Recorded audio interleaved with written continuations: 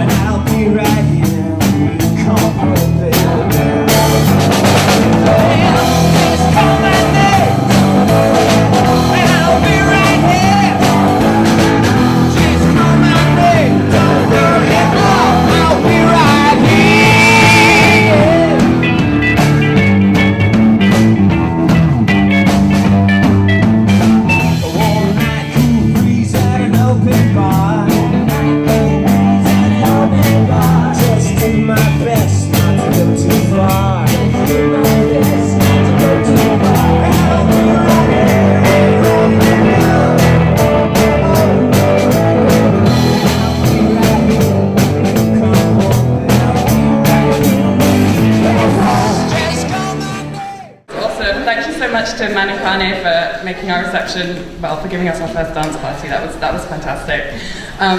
Welcome to the 6th annual Honolulu Surf Film Festival. Thank you all for being here. My name's Abby Algar and I'm the film curator here.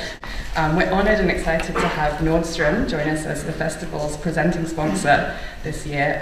We're really, really proud to have them on board, and I really want to thank them for recognising the importance of the festival to our community here, so that's fantastic. Also to our hospitality sponsor, the Waikiki Park Hotel, and to KITV, who made the trailer that you're about to see in a minute. Also to Kona Brewing Company, who provided the beer that you drank this evening, which is delicious. Yes, big thank you to them. Also, the museum's very own Eric and Jackie Walden, who have supported the festival from year one. Now, the film you're about to see this evening, Gun Ho by surf pioneer Bud Brown, is truly a classic of the surf genre, and it's a pleasure and honour this evening to welcome the woman who's responsible for bringing this film to us this evening, Miss Anna Trent Moore.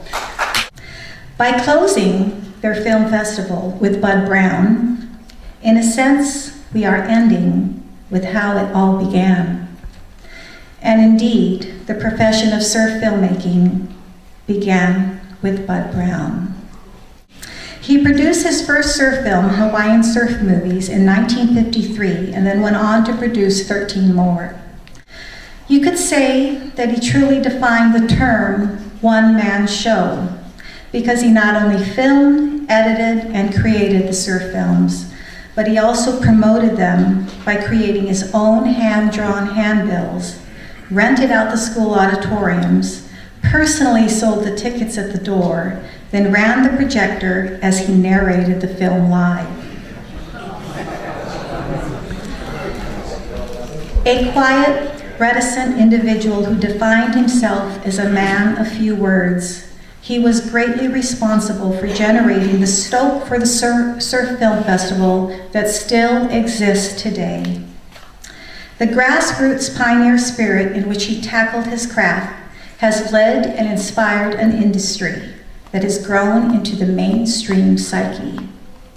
His contribution to the art of surf filmmaking is immeasurable, and in my opinion, he is revered in the industry as a surfing national treasure. Tonight, we are taking you back to 1962 with Bud's film classic, Gun Ho. Filmed in Hawaii and California, it features the best surfers of the time, some which are with us today in the audience. Following the show, it will be my pleasure to introduce them. Thank you for coming and enjoy the film.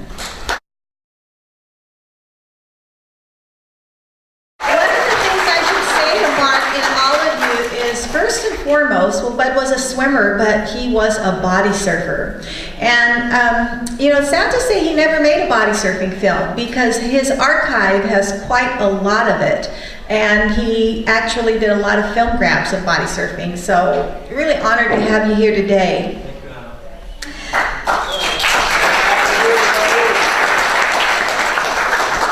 Another person I'd like to welcome and acknowledge is a very special friend of mine, and we will never forget North Shore big wave surfer Todd Chesser, who, although he left us far too soon, his star still shines bright and still shines long. And it's our pleasure to have with us his mother tonight, who is another great surfer, Miss Jeannie Chesser.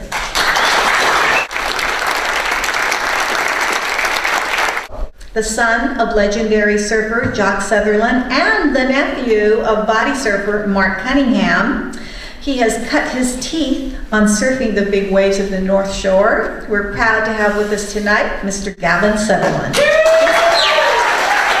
A legendary surfer, keeper of many of surfing's treasured stories, and a prolific writer, he has graced Bud's films often. Humble, kind, gracious, he is one of surfing's finest ambassadors. A pleasure to have Mr. Kimo Hollinger. A surfer's surfer, he has had a surf career that spans many decades and still doing it. A writer not only of surfing, but of all things water and ocean. His contributions to our sport is hugely significant. Ladies and gentlemen, we know him sometimes as Dr. Grigg, but I always like to say, here's Ricky Grigg. He's not only the voice behind many of Bud's films, but he was a true and devoted friend to Bud and to my father, Buzzy Trent. He has earned the love and respect of many generations of surfers, not just because of his tenacity and fearlessness for riding big waves, but also because of his strength of character and honor. With us tonight, Mr. Peter Cole. And without further ado, I'd like to have Peter Cole lead the Q&A tonight. So Peter, please come on down.